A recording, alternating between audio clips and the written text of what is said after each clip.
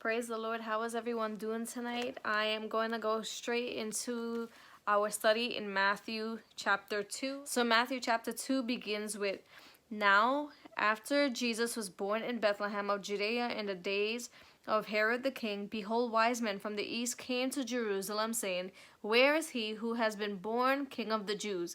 For we have seen his star in the east and have come to worship him." It's obvious that the wise men knew, right, that there would be a star that would show up in the east, and this star would be connected to the birth of the Messiah, the King of the Jews. And they are now looking for him to worship him. Last year we had something that was known as the Christmas star, which I would think is a conjunction of different stars, and it made a large star, and it was called the Christmas star. I believe that was the star that appeared back then, but how did they know that this star would lead them to the King of the Jews? It must have been a prophecy. I've been looking it up to see where I can find that prophecy in the Old Testament.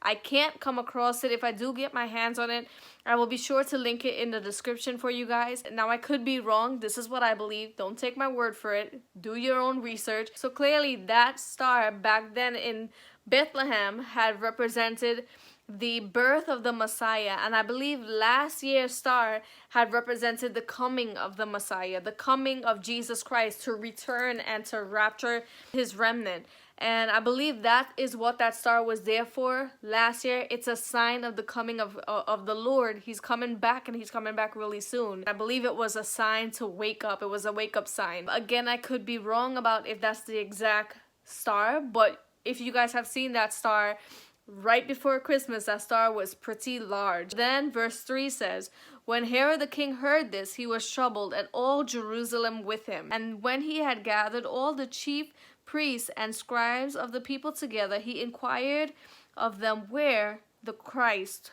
was to be born." Okay, so he reached out to the religious leaders, right, to figure out where Christ would be born. It would make sense that he turned to the religious leaders, because the religious leaders were people who took the law of Moses very serious, and they were also people who remembered the prophecies that had been spoken about in the Old Testament. They were people who took these things very serious. This is what they had dedicated themselves onto doing. They were very strict concerning the order of the way things went. So they remembered the laws, and they remembered prophecy very well. So it is very obvious why King Herod would be looking to them for answers. Okay, and he inquired of them, so he turned to them and he wanted to know where this Christ would be born, knowing that they would know the answer, because that's what the religious people are known for. They are on top of the prophecies and the law of Moses. So verse 5 says, "So they said to him, In Bethlehem of Judea." So once again, they know the answer. They know the answer because this, again, is what they study. "Thus it is written by the prophet, But you, Bethlehem, in the land of Judea," right? So Bethlehem is located in Judea, "are not the least among the rulers of Judah. For out of you shall come a ruler who shall shepherd my people Israel." So he's talking about Jesus.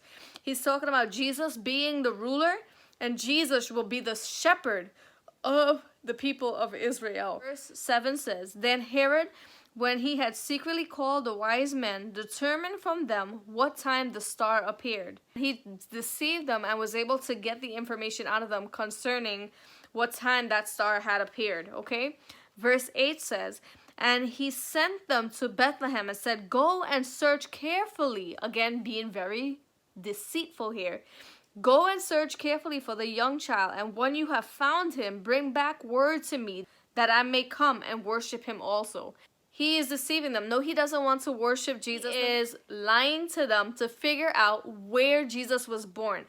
So he's hoping that the wise men would find it out and return to him and give him the information so that he can go and worship Jesus. But truly, he wants to kill Jesus because he wants to be the only king.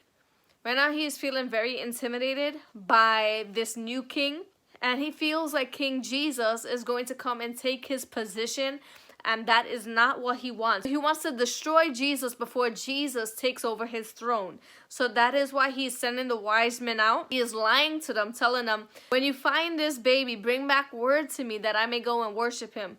But we know that that's not what he wants to do, and we'll see that later on what his true intentions were.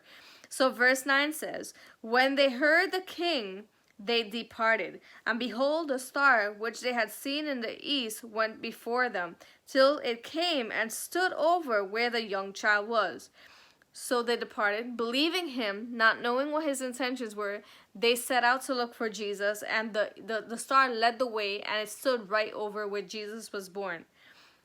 How amazing is that? The work of God, I tell you. Verse 10 says, when they saw the star, they rejoiced with exceedingly great joy. I can only imagine. Verse 10, and when they had come into the house, they saw the young child with Mary his mother, and fell down and worshipped him. And when they had opened their treasure, they presented gifts to him, gold, frankincense, and myrrh. Verse 12 says, then, being divinely warned in a dream that they should not return to Herod, they departed for their own country another way.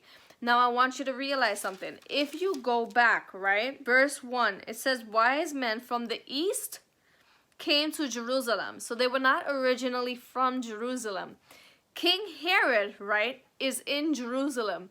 These wise men are not from Jerusalem. They are from the east. So the Lord had warned them in a dream, don't go back to him. So instead of passing through and going through and seeing Herod again, they went back to the east, taking another route. Verse 13 says, now when they had departed, behold, an angel of the Lord appeared to Joseph in a dream, saying, arise, take the young child and his mother, flee to Egypt, and stay there until I bring you word. For Herod will seek the young child to destroy him. Once again, we see that Herod's intention was to kill this young child.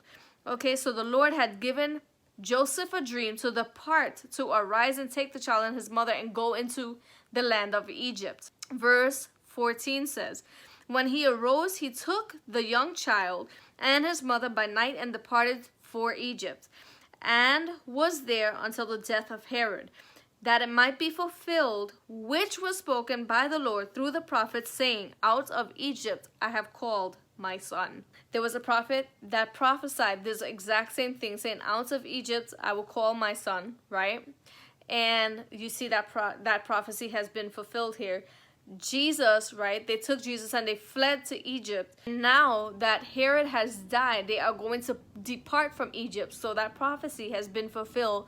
Out of Egypt I will call my son. I have called my son. Verse 16 said, then Herod, when he saw that he was deceived, right, by the wise men, was exceedingly angry, and he sent forth and put to death all the young children who were in Bethlehem and all its districts, from 2 years old and under, according to the time which he had determined from the wise men. Now the wise men haven't come back to him. He has the information that he needed in verse 7 to know that that child, from the time the star had appeared, has been 2 years now. So from 2 years and under, he ordered all the children to be slaughtered, to be killed. Verse 17, then was fulfilled what was spoken by Jeremiah the prophet, saying, a voice was heard in Ramah, which is a small town, lamentation, weeping, and great mourning. Rachel weeping for her children, refusing to be comforted because they were no more. It is showing you that another prophecy has been fulfilled. There is a voice in Ramah. The voice in Ramah is the voice of Rachel, this person who is mentioned, and she is crying out because her children have died because of King Herod killing off the babies from 2 years old and under. Ramah, if you read the Old Testament, is a little town. So the prophet Jeremiah prophesied this, and here it is in fulfillment. Verse 19 says, now when Herod was dead, behold, an angel of the Lord appeared in a dream to Joseph in Egypt, saying, arise, take the young child and his mother, and go to the land of Egypt, for those who sought the young child's life are dead. Verse 14 and 15, we see that he waited in Egypt until the death of Herod. Now he has a dream, and the Lord is telling him to arise, take the mother, and go back into the land of Israel, because King Herod and those who have sought the life of Jesus Christ is now dead. Verse 21 says, then he arose, took the young child and his mother, and came into the land of Israel. Verse 22 says, but when he heard that Archelaus was reigning over Judea instead of his father Herod, so Archelaus is Herod's son, he was afraid to go there for obvious reasons. And being warned by God in a dream, so he dreamt again. He was warned not to go there. So he turned aside into the region of Galilee. And he came and dwelt in a city called Nazareth, that it might be fulfilled which was spoken by the prophets. Again, another fulfillment of prophecy. He shall be a Nazarene. Okay, and that is the ending of chapter 2. It was very self-explanatory, very easy. The reason why I do these studies is so that you guys can get a clear understanding of who Jesus Christ truly is and how much he loves us, so that you guys can establish a relationship with Jesus Christ as your personal Lord and Savior by understanding who he is and what he has done. And I'm hoping that through these studies, you guys will have a better understanding of just that. I really want to thank you guys for your time. God bless you all. I'm not looking for fame on here. I am just looking for you guys to understand Jesus Christ on a deeper level. And I hope that that is what I am accomplishing. God bless you guys. Love you guys. And I'll see you guys back when we are reviewing chapter 3. Take care.